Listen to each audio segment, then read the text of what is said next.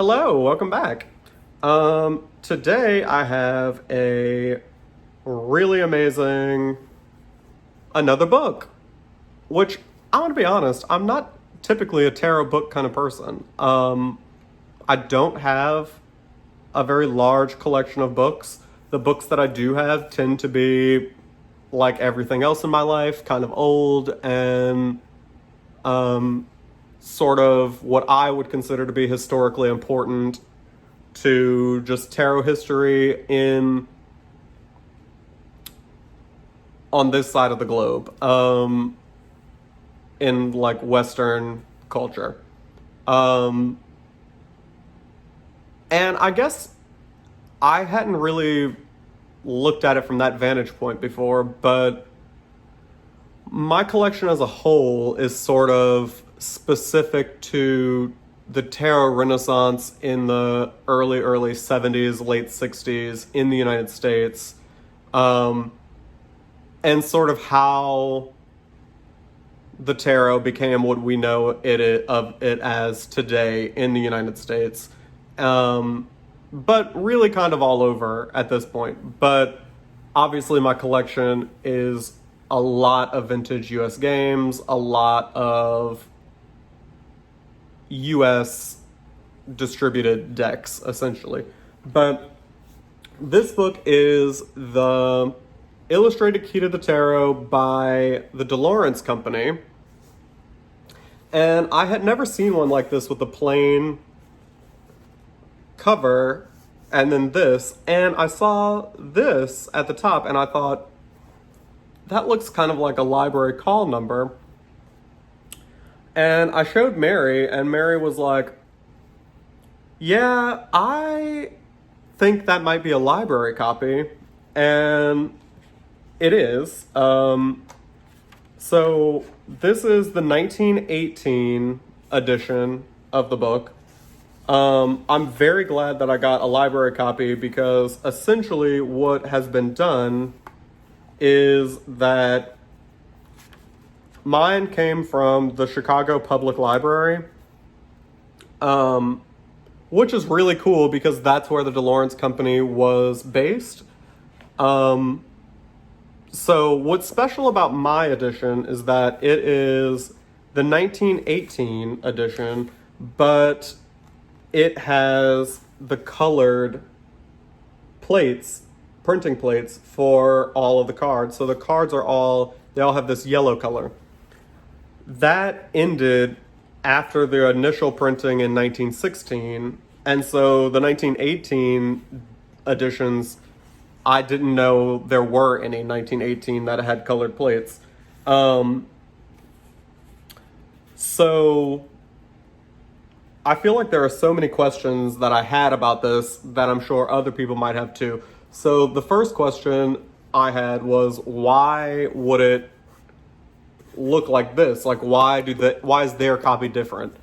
And the answer is that the library conservators have rebounded,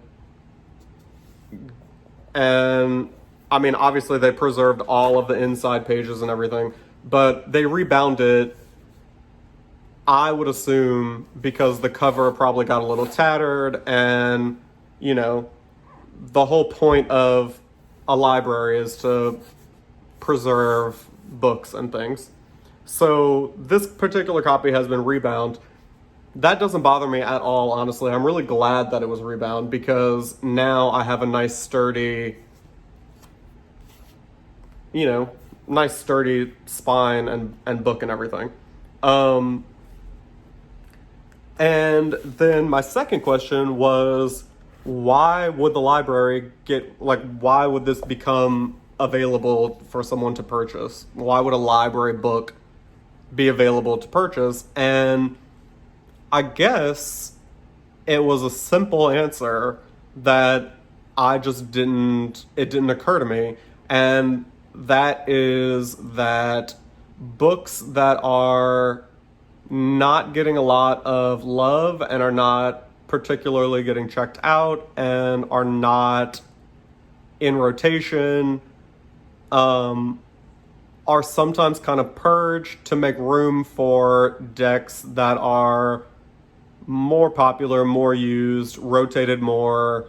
Um, and so I think that's what happened with this book, unfortunately, is that, not a lot of people were trying to check it out. And it was kind of purged in order to make room for newer books that people might be a little more interested in seeing. So, yeah, I'll go ahead and flip the camera and we'll have a little flip through and we'll see what we think. All right, so here we have the Illustrated Key to the Tarot by L.W. de Laurence Company out of Chicago, Illinois. This is the little pocket where the little punch card of the library would have gone for people that checked out the book. So I guess let's start with like the binding and everything. So the book has been rebound. That is the call number for the book at the Chicago Public Library, which is where this edition came from. Obviously, all of this information was taken directly from the Pictorial Key to the Tarot and the Key to the Tarot by Arthur Edward Waite and the William Ryder and Sons Limited, who published that original edition. So essentially this is pirated work. The de Laurence Company is certainly not the only company that did this. And at the time, I don't think there was a lot of law around copyright. And so that is how they got away with it, is because there wasn't a lot of restrictions and laws governing what was copyrighted, how it was copyrighted, and the penalties of, infringing on that copyright. So, this is copyright 1918. The Chicago Public Library stamped it November 30th, 1951. I'm guessing that is when they conserved, their conservators, the people who conserve historical documents and things that work at the library. That is when the year I believe that they rebound this book. And like I said, the 1918 edition, I don't think would have come in color, except obviously there were a few that must have, because, here we are, I have one. So there is a preface. There's no table of contents, I don't believe, for this, which is kind of strange because, there is. Yeah, it's literally stolen directly. If you saw my Pictorial Key to the Tarot by William Ryder and Sons Limited, I don't know. By the time you're watching this, I'm not sure if I've put that out or not, but I definitely recorded it. And so if it's not already out, look for it to be coming out, and then you can see that this is verbatim straight out of that book.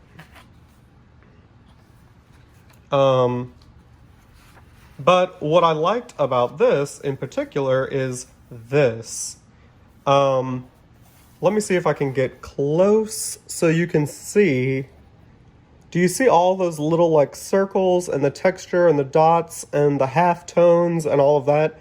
That is what makes the de Laurence tarot deck so special, in my opinion, is he used the same technology that essentially newspapers use to create lots of variation in tone and color, and shading without needing more than just two inks, essentially. In this case, it looks like it's black and this gold color.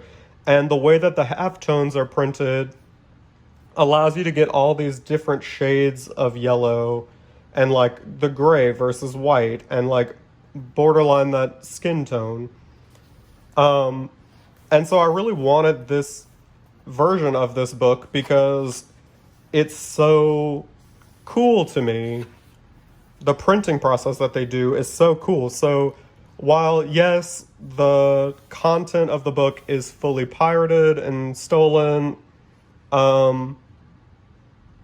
I guess you could argue at the time that while it was morally sort of corrupt to do that, legally he didn't really break any laws because there weren't a lot of laws around copyright in the 20s and before. So, I mean, this is exactly like the deck that he put out. The deck came in essentially 1, 2, 3, 4, 5 variations. There was a square yellow, a rounded yellow, a lighter orange, a darker orange, and a red. And they were all printed like this with the halftones and the little dots to create variation within the card. And they're beautiful, beautiful decks. And this color in particular, this like goldeny color, is unlike either of the yellows that were actually produced into a deck. The ones that were in the deck are like, the square yellow is more of a lemony color, and the rounded yellow is a little different tone. It's not quite this mustardy. But this is a really beautiful representation of the tarot, and like, look how they used this like tone on tone to create the exact pattern that is on this person's little cloak in the original RWS. So, I mean, love or hate his theft of all of this information, his innovation when it came to printing is really where I think he scores big points, in my opinion. Yeah, so there is the illustrated Key to the Tarot